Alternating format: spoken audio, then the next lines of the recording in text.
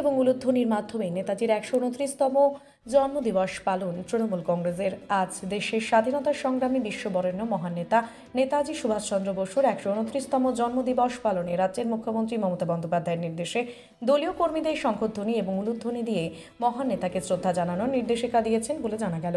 সে মতে কোচবিহার জেলা তৃণমূল কংগ্রেসের দলীয় কার্যালয়ে নেতাজির প্রতিকৃতিতে মাল্যদান করে তাকে শঙ্খধ্বনি এবং উলুধ্বনি দিয়ে শ্রদ্ধা জানানো হলো।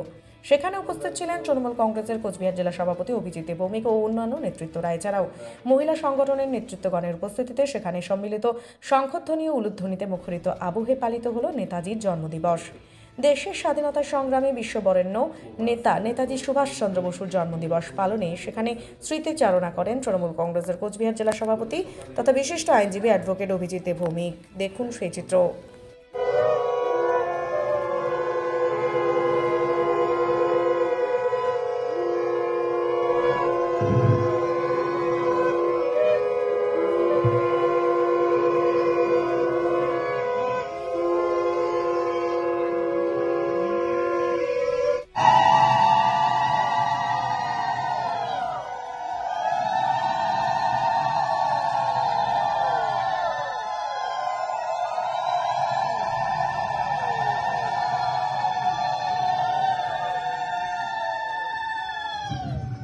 আজকে নেতাজি সুভাষচন্দ্র বোসের ১২৮তম জন্মবার্ষিকী উপলক্ষে তার জন্মের যে সময় ১২টা ১৫ মিনিটে আমাদের মাননীয় মুখ্যমন্ত্রী শঙ্খধ্বনি দিয়ে এই প্রোগ্রামের শুভ সূচনা করলেন।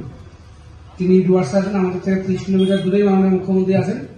এই সমস্ত কর্মসূচি তিনিও দেখছেন। আমরা জেলা তৃণমূল কংগ্রেসের পক্ষ থেকে সমস্ত অঞ্চলগুলোতে, কুচবিহার জেলা সমস্ত অঞ্চলগুলোতে এই কর্মসূচি দেওয়া হয়েছে এবং ব্লক ভিত্তিকও এই কর্মসূচি উদযাপন হচ্ছে।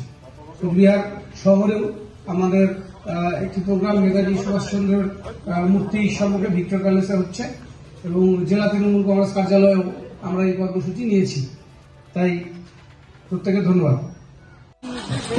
নেতাজি সুভাষচন্দ্র বোসের ১২৮তম জন্মজয়ন্তী উপলক্ষে যে প্রোগ্রাম নেওয়া হয়েছে, যে সমস্ত জায়গায় ১২টা ১৫ মিনিটে শঙ্খধ্বনি এবং উলুধ্বনি দিয়ে আমরা সকলকে আন্দোলিত করলাম এবং ডুয়ার্স এবং উত্তরবঙ্গের সর্বত্র যে শঙ্খধ্বনি উদ্ভাসিত হলো, তাতে এতটুকু বার্তা সর্বত্র পৌঁছে দিলাম যে নেতাজি সুভাষচন্দ্র বোস যে দেশপ্রেম নিয়ে দেশ গড়ার স্বপ্ন দেখেছিলেন, আজকে দেশে তার স্বপ্ন আঘাতপ্রাপ্ত হচ্ছে এবং দেশের সাম্প্রদায়িকতাবাদ, বিচ্ছিন্নতাবাদ মাথাচাড়া দিয়ে উঠছে।